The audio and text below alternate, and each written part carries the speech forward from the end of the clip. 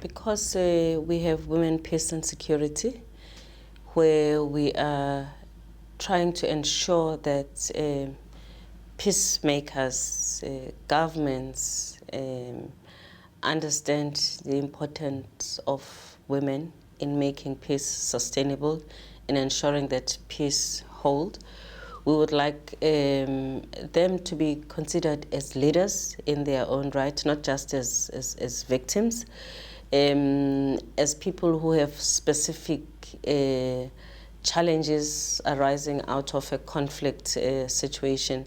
So if on a day like this, it is even to sit together and make an analysis and play and do an analysis that understands what are the unique challenges that women face, because it is not actually obvious to all of the critical role players, and give women a platform to also speak for themselves about the conditions as they perceive them in situations of post-conflict and where conflict is still going on.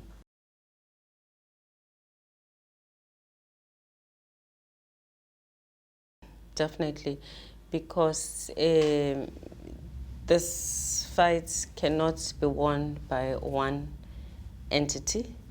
And if you are in a coalition, people bring different aspects into it and enrich it in different ways. You have those organizations that will bring in, for instance, the health aspect.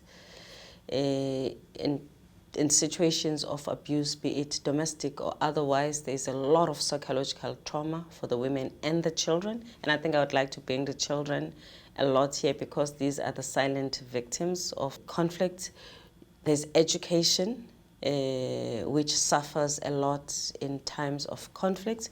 And yet, in some ways, when there is a conflict and education is able to carry on, it helps the children to have a relative normality and for their lives to be going on, kind of like, a peace in the middle of a storm, where education just provides the children with that little shelter where they always have something to look forward to.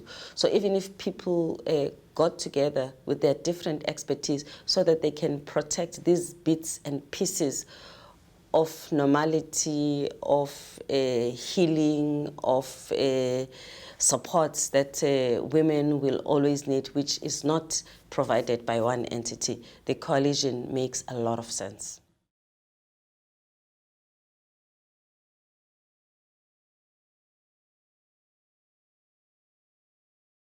The Democratic Republic of Congo is one of the places on earth that is very difficult. The DRC offers amazing economic opportunities for the people there only if peace were to come. It is rich in agriculture, it is rich in mineral resources. It is an amazing country for sustainable development with its Inga Dam, the biggest potential hydropower for the continent, and the contribution this could make for access to power. So there is just so much that could be there for that country.